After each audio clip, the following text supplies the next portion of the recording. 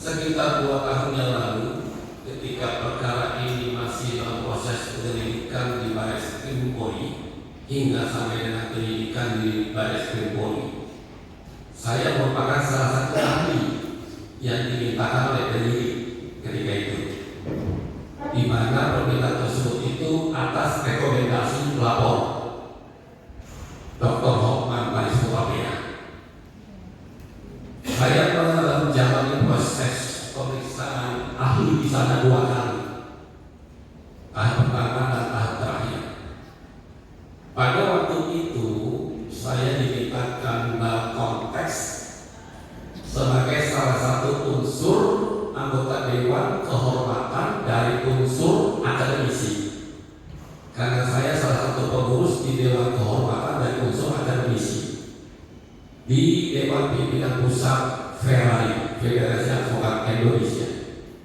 Nah, ketika itu saya dimintakan dalam konteks sebagai anggota Dewan Kehormatan. Itu yang saya ingat, tetapi poin-poin tertentu saja yang saya ingat karena kan sudah 2 tahun yang lalu. Sementara perjalanan keahlian saya hingga ini kan sudah 213 kali jadi ahli, jadi lupa kalau bicara banyak seperti itu. Ketika kami melihat di daftar saksi yang diajukan dalam berkas perkara, kalau penuntut umum juga Anda yang mengajukan berkas ini, kami baru melihat tidak ada berita acara di dalam berkas perkara. Ya itu dulu ya, nanti kita luruskan dulu. Jadi ya bentar dulu Bapak, nanti kalau itu masuk Bapak silakan. Setelah kami melihat itu dulu kita luruskan. Ternyata berita acara beliau tidak memuat itu. Jadi itu diluruskan dulu. Maksud saya pertanyaannya silakan. Tapi tidak ada berita acaranya di berkas perkara. Begitu penuntut umum, kami sudah melihat daftar saksi ahli. Tidak ada ya, lanjut itu dulu biar jangan salah paham. Mana tahu ini kurang. Saya minta sama penuntut umum lengkapin gitu. Oke, lanjutkan. Itu enggak, kita tidak membahas itu, nanti silakan versi saudara. Tapi yang penting di sini tidak ada. Kami takutnya ada tapi tidak dilengkapi. Dan tidak clear. Lanjut dengan pertanyaan lain. Silakan. Oke, baik ahli. Saya sedikit mau menyinggung terkait dengan pemeriksaan saudara ahli di Baris Krim terkait dengan perkara yang sedang kita persidangkan ini. Bisa diceritakan mungkin secara singkat dan jelas, saudara ahli? Ya, pada pokoknya saja ya. Pada tahap pertama, kami disodorkan beberapa dokumen-dokumen terkait dengan slide-slide gambar dan segala macam. Dan ketika itu saya berpendapat.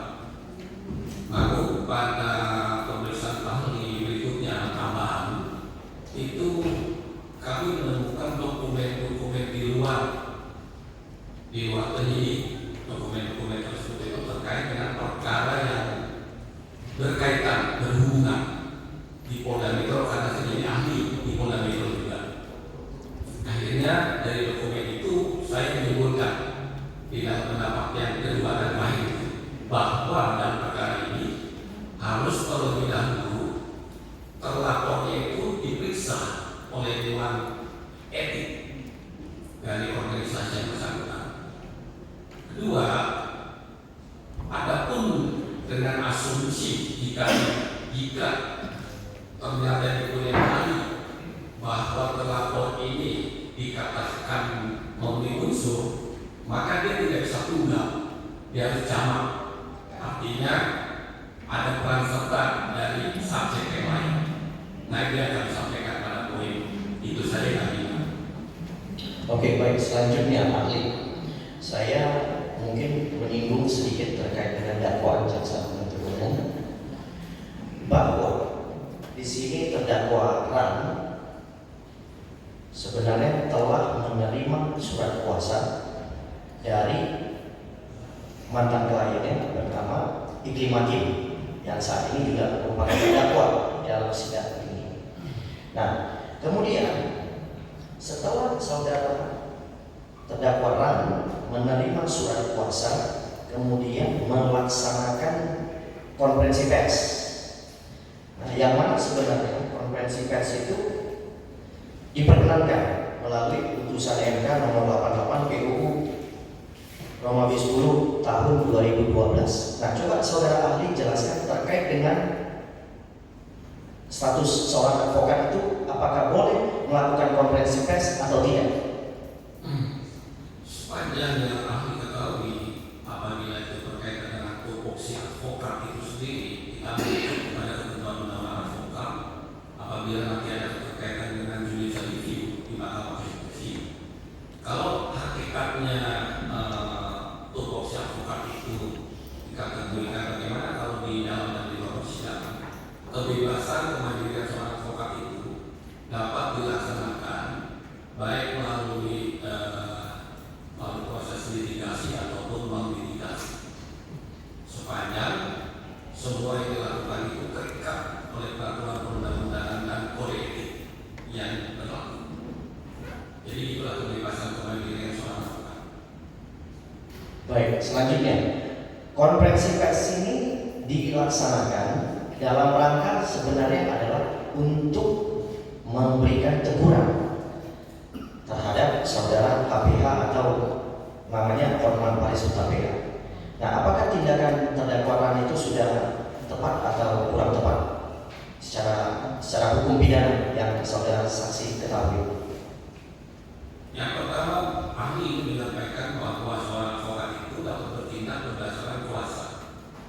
Tanpa kuasa dia tidak boleh melakukan suatu tindakan apapun. Tindakan itu sebagaimana yang dimaksud oleh kuasa tersebut. Karena kuasa yang diberikan oleh seseorang kepada advokat itu, kalau melihat dari konteks undang-undang advokat itu sendiri, advokat itu tidak dapat diidentikan dengan kliennya. Nah, melihat dari konteks tersebut itu, maka dalam pendekatan hukum administrasi pemerintahan, pengertian tersebut masuk dalam pengertian unsur namanya kuasa mandat. Nah, kuasa mandat itu sejalan dengan yang dimaksud dengan kata frasa advokat non identik dengan klien. Dengan demikian, kalau kuasa mandat yang diberikan oleh seorang advokat berdasarkan kuasa tersebut itu, segala pertanggungjawabannya itu kembali kepada pemberi mandat. Itu yang disebut dengan kewenangan yang ada dalam suku mandat. Itu yang bisa kami sampaikan. Baik, selanjutnya karena saudara ahli tadi menyampaikan bahwa advokat boleh melakukan konferensi pers, maka terdakwa melalui Instagram yang sebenarnya sudah disetujui atau malah yang meminta adalah mantan kliennya terdakwa Putri Iklimah Aprilia, akhirnya melalui konferensi pers itu diposting kembali ke Instagram daripada terdakwa Dr. An. Nah, dalam proses memposting kembali peristiwa konferensi pers yang sudah dilaksanakan bersama dengan mantan kliennya, kemudian apakah konferensi pers itu melanggar suatu ketentuan pidana termasuk yang ada di Instagram? Kalau dalam pendekatan ketentuan undang-undang ITE kan ada ketentuan tertentu, ya. Saya pikir kalau yang berkaitan dengan ketentuan ITE nanti tergantung daripada apa yang dipersangkakan, apa yang didakwakan. Itu konteks kalau ada pelanggaran tentang ITE, ya. Nah, dalam konteks sekarang ini yang kami namakan dalam surat dakwaan itu tidak berkaitan dengan hal tersebut, tapi berkaitan dengan yang namanya tentang penghinaan fitnah. Oleh karena itu, ahli dalam kapasitas sekarang ini kan tentu dalam konteks hukum yang namanya sepanjang surat dakwaan tersebut. Artinya tentang yang namanya penghinaan dan atau fitnah dalam konstruksinya sampai melalui ITE. Jadi saya pikir ahli berpegang di situ berkaitan dengan profesi sebagai seorang advokat yang dia menjadi terdakwa dan ahli berpikir berpendapat. Oke, terhadap alat bukti yang sebelumnya pernah diterima oleh Dr. Anu dari mantan kliennya, berbentuk chat WA. Nah, kemudian saudara terdakwa berdiskusi dengan tim dan telah menentukan bahwa chat WA tersebut itu merupakan suatu tindak pidana yang diduga pelecehan seksual. Karena beberapa kali terdakwa Iklimah menyampaikan alat buktinya melalui chat WA. Nah, dengan adanya alat bukti yang disampaikan oleh terdakwa Iklimah kepada Dr. An, kemudian chat WA tersebutlah yang kemudian memicu Dr. An melakukan konferensi pers. Nah, yang faktanya sebenarnya yang disampaikan oleh terdakwa Putri Iklimah Aprilia itu adalah benar. Nah, ketika dilakukan konferensi pers disampaikan ada dugaan pelecehan, apakah tindakan Dr. An itu melanggar kode etik dan juga melanggar hukum secara pidana? Ahli, bisa dijelaskan? Yang pertama begini ya, bahwa apa yang dilakukan oleh seorang advokat itu ya, oleh seorang advokat sepanjang itu merupakan pemberian mandat dari pemilik kuasa untuk melakukan sesuatu, sepanjang advokat tersebut itu melakukan sesuatu sebagaimana yang dimandatkan, maka itu masih dalam koridor yang ditentukan oleh aturan pemerintah.